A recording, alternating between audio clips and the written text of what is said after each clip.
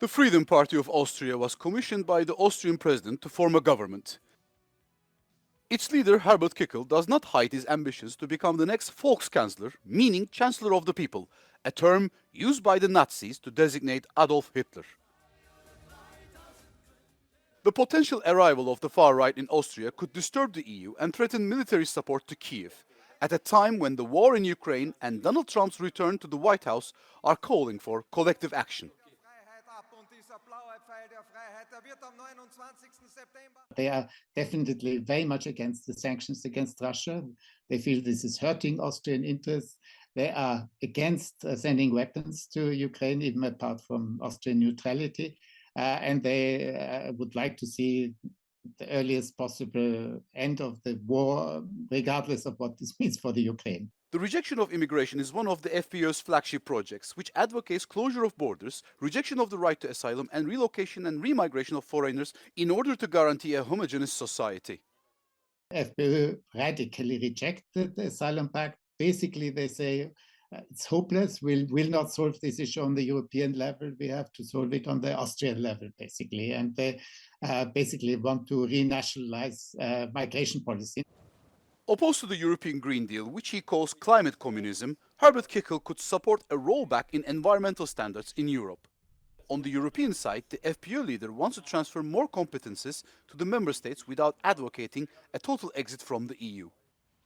They say they will not promote Austria leaving the European Union, but they want to change the European Union. Essentially, they want to return competencies to the level of the member states. They would like to reduce the influence of the European Commission, and they are talking about the Europe of sovereign states, basically. They would like to have a very intergovernmental type of Europe without strong supranational institutions. The FPÖ arrived first in the federal elections in September with more than 28% of the votes. Efforts to block it have failed. Now forced to make up a coalition government, probably with the Conservatives, the FPÖ will have to dilute its policies.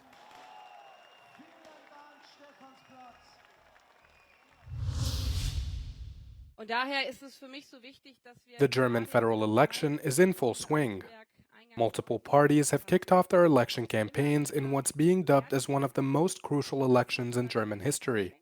The Greens Party begun their campaign tour in Lübeck, where some 1,200 people attended. The event was headlined by Vice Chancellor Robert Habeck and Foreign Minister Annalena Baerbock. The Greens were quick to attack their competition, accusing previous governments under the Christian Democratic Union Party of plunging the country into economic turmoil.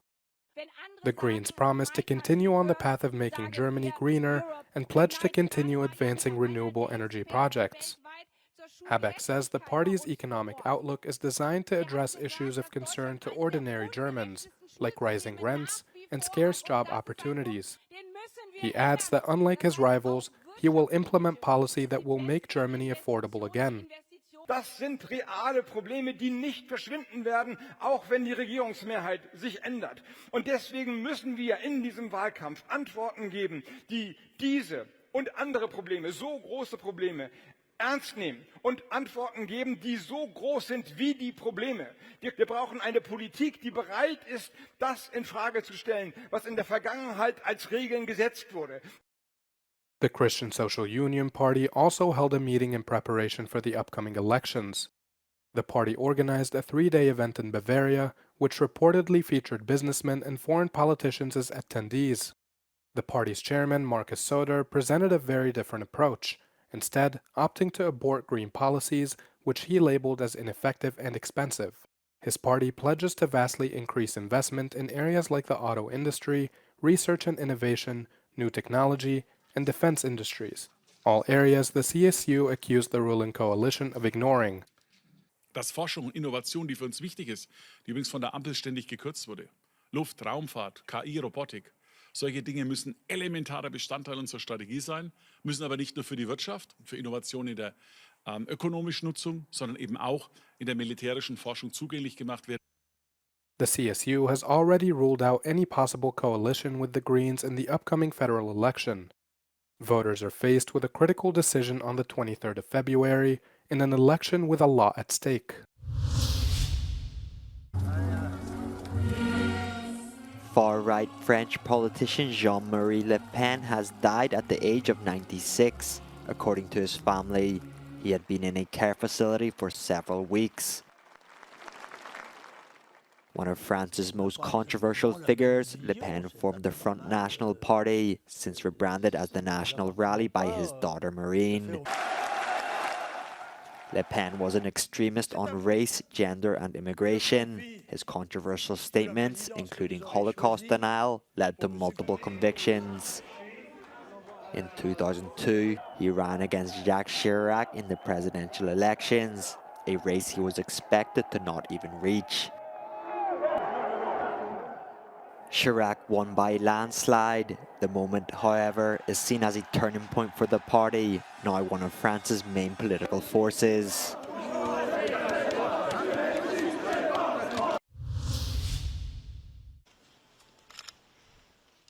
A decade after the deadly assault on the offices of the satirical newspaper Charlie Hebdo, France paused on Tuesday to honor the victims, but also to grapple with the evolving challenges of free expression and terrorism. President Emmanuel Macron and Paris Mayor Anne Hidalgo led solemn tributes at the site of the attack, where 12 people were killed on the 7th of January 2015. Speaking to local media, French Interior Minister Bruno Retailleau cited the recent attacks at public gatherings in Germany and New Orleans as grim reminders of why France must maintain a very high level of caution. L'an dernier, nos services ont déjoué 9 attentats. C'est plus que depuis 2017. Ça veut dire que nos services et la France est réarmée considérablement. Mais ça veut dire que la menace, elle est toujours là. Elle est toujours là. Et il faut non seulement y faire face, mais aussi voir le terreau de cette menace, qui est l'islamisme. The attack on Charlie Hebdo, carried out in retaliation for the newspaper's irreverent caricatures of the Prophet Muhammad, ignited fierce global debates about the limits of free expression. 10 years on, Charlie Hebdo said its research shows that while a majority of the French still believe in the fundamental right to caricature, younger generations increasingly criticize satire they see as divisive or insensitive, particularly toward marginalized communities. Russian President Vladimir Putin has met with the head of the Orthodox Church, Patriarch Kirill, asking him to consecrate crosses and icons he prepared as gifts for commanders of troops fighting in Ukraine.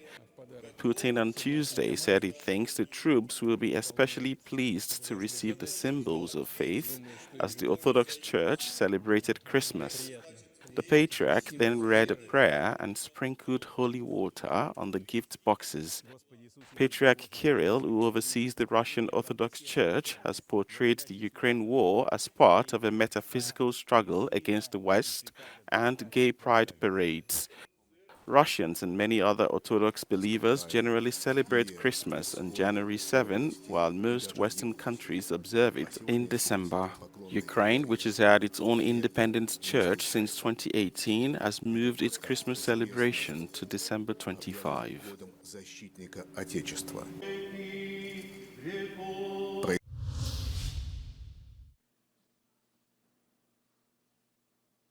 U.S. President-elect Donald Trump said he would not rule out the use of military force to seize control of the Panama Canal and Greenland. Pressed on the issue by reporters at a news conference, he said U.S. control of both to be vital to American national security. What is the strategy? Yeah, I can't assure you, you're talking about Panama and Greenland. No, I can't assure you on either of those two. But I can say this, we need them for economic security. The Panama Canal was built for our military. I'm not going to commit to that now. It might be that you'll have to do something. He added that Denmark should give up Greenland voluntarily, while also threatening tariffs. People really don't even know if Denmark has any legal right to it. But if they do, they should give it up because we need it for national security. That's for the free world. I'm talking about protecting the free world. And if Denmark wants to get to a conclusion, but nobody knows if they even have any right, title, or interest. The people are going to probably vote for independence or to come into the United States. But if they did do that, then I would tariff Denmark at a very high level. Trump has also floated having Canada join the United States. but he said he would not use military force to do that, saying he would rely on economic force.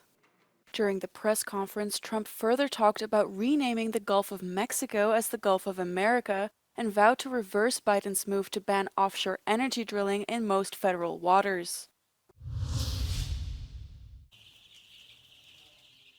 A day after the United States reported its first human death from avian flu, the UN World Health Organization insisted that the risk to the general population remains low. WHO spokesperson Margaret Harris told reporters in Geneva on Tuesday that the H5N1 virus causing the disease is mainly a concern for those who work in animal industries who need to be better protected. It's not circulating in humans, but it is jumping into humans who are exposed, particularly those exposed to poultry or to the dairy cattle, the two sort of groups where we're seeing most of the movement from animal to human. But we're not seeing sustained circulation. The patient who died of the disease in Louisiana was over 65 and reportedly had underlying medical conditions, Dr. Harris said. According to the health authorities, he had been exposed to chickens and wild birds. Reports of bird flu cases also rose in Europe towards the end of last year, although numbers remain lower than in previous years. Euronews. The news